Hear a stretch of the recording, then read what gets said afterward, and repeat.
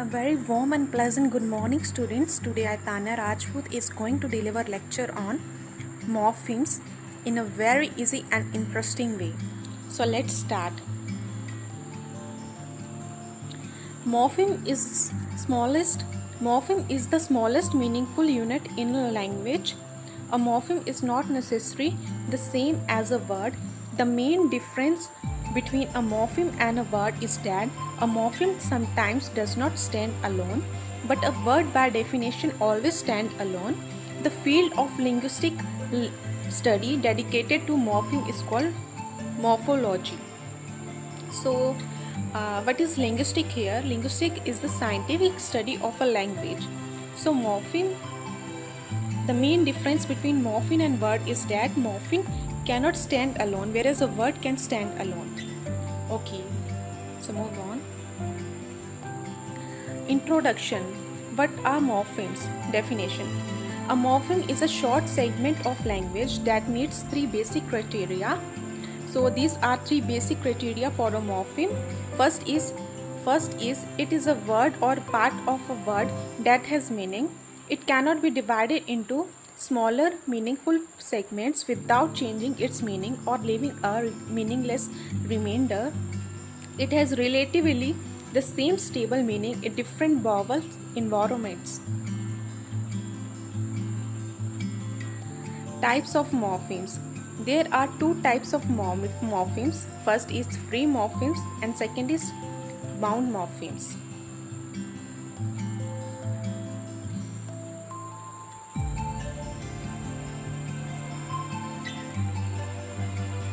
Free morphemes. So we will study here free morphemes.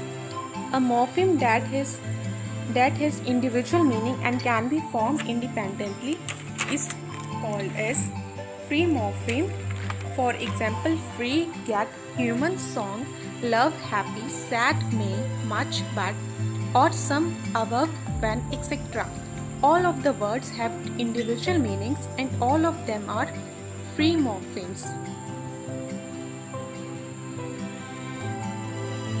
Types of free morphemes. So, free morphemes can be categorized into two subtypes. They are lexical morphemes, grammatical and functional morphemes. Lexical morphemes. The lexical morphemes are those morphemes that are large in number and independently meaningful. The lexical morphemes include nouns, adjective and verbs. Lexical morpheme is usually a set of ordinary nouns, adjective and verbs that carry the. A word that conveys information in a text or speech act is known as lexical word. These types of free morphemes are called lexical morphemes. For example, dog, good, honest, boy, girl, woman, excellent. Why are they treated as an open class of words? They are treated as an open class of words because we can add new lexical morphemes to the language rather easily. That is, we can create new words which are lexical. Grammatical and functional morphemes. The grammatical or functional morphemes are those morphemes that consist of functional words in a language such as prepositions, determiners, and pronouns, conjunctions, etc. For example, and, but, or, above, on, into, after, that, etc. Or in simple language, we can say that it consists of functional words in the language such as conjugation, preposition, article, and pronouns, and there are several examples beside it also, and, in, the, she, etc. So, grammatical or functional morphemes is also clear to you now. So, we move on here. It is very important and it is asked which of these is called closed class of words in competitive exams. So, you will be given options like derivational morpheme, lexical morpheme, functional morphemes, inflectional morpheme. You have to go for functional morpheme. So why are they called closed class of words? They are called closed class of words because we almost never add new functional morpheme to the language. Very easy.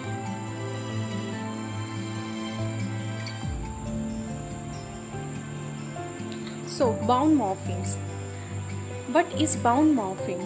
A morpheme that doesn't have any independent meaning and can be formed with the help of free morphemes is called a bound morpheme, which means that bound morphemes is dependent on free morphemes.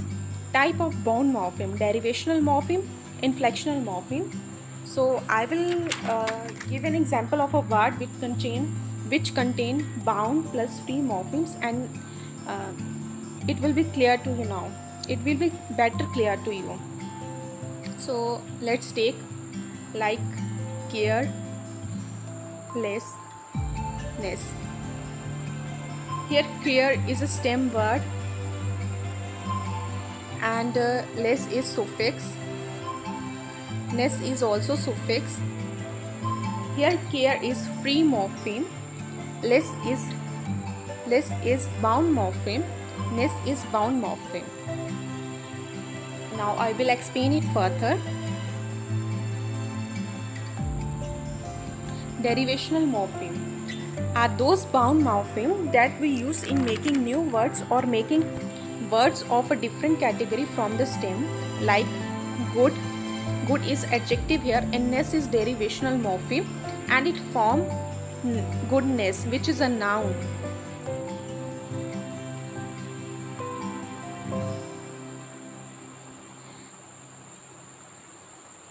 And care is here noun, and derivation full is here derivational morpheme. Careful is adjective here. A list of derivational morpheme concludes suffix like ish. Name some word formed by ish. It will be selfish, and from less, useless, lie, lovely, etc. And prefixes are re, pre, un, ex, mis, co, etc. Let's form word. Re say reunion, and from un we can form undefined. Ex say Xmas, mis misconception, and co correlation, coordination. Many words can be formed.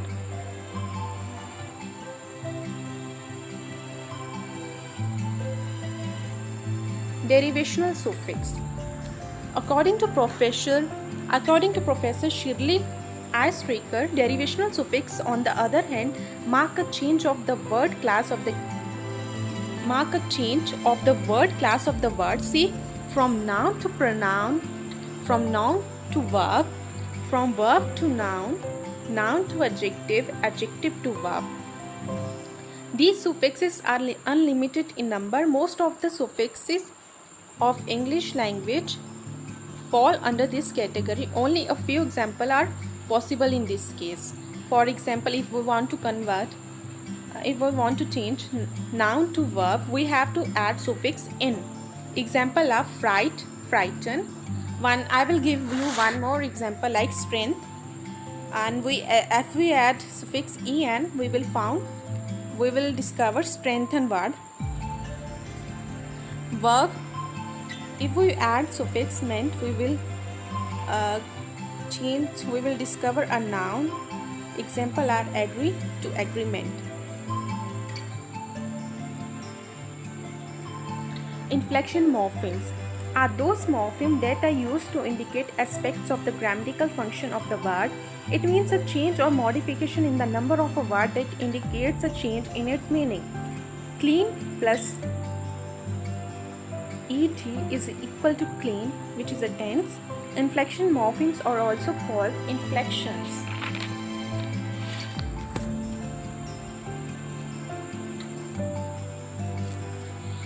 So English language has 8 inflection morphemes. Let's study it now. Apostrophe S possesses with nouns.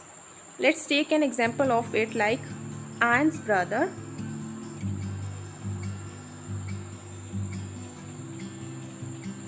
Apostrophe S, it is now a plural.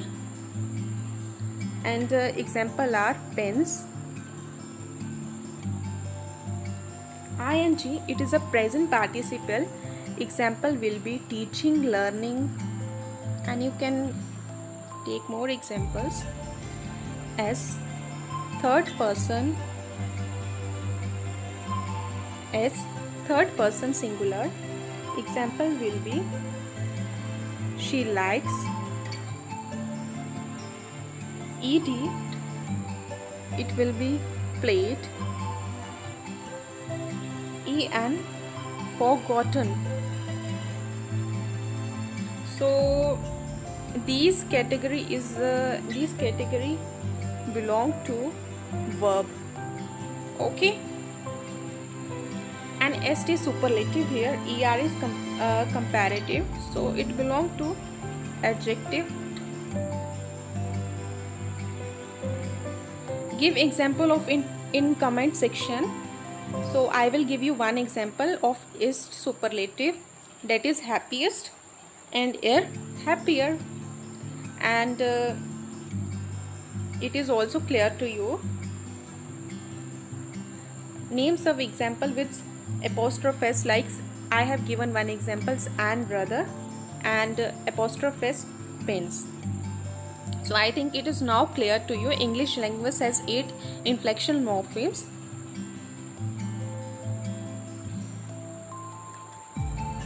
Difference between inflectional and derivational morpheme. Inflectional morpheme never change the grammatical category of a word. Old adjective, older adjective, while derivational morpheme can change the grammatical category of a word. For example, teach is a verb here, and we have teach it, and we have changed it in noun. So we have discovered a noun from a verb, that is teacher, from a teach, which is a verb here. So let's recapitulate what we have studied. Free morphemes. Free morphemes are morphemes that can stand by themselves as a single word, that is, are those which can stand alone as a word of a language. So free morphemes are now clear to you. And lexical morphemes and free morphemes is subdivided into lexical and functional morpheme. Lexical is that set of ordinary nouns, adjective and verbs that carry d. A word that conveys information in a text or speech act is known as lexical word. Functional morphemes. Functional morphemes are morphemes that consist of functional words in the language, such as conjugations, prepositions, article, pronouns, etc. Example are and, in, the, that, it, she, etc. Bound morphemes. Bound morphemes are that morpheme that doesn't have any independent meaning. Maybe they depend on free morphemes. So they are subdivided into 2 types: derivational morphemes and inflectional morphemes. Derivational morphemes are those bound morphemes that we use in making new words or making words of different grammatical category from the stem. Okay, derivational morphemes is now clear to you. Let's study now inflectional morphemes. Inflectional morphemes are those morphemes that are used to indicate aspects of the grammatical function of a word. It means a change or modification in the form of a word that indicates a change in its meaning. So now we have completed this chapter morphemes. It will be asked to you in many competitive exams, or it may be in your master degree. So have a good day.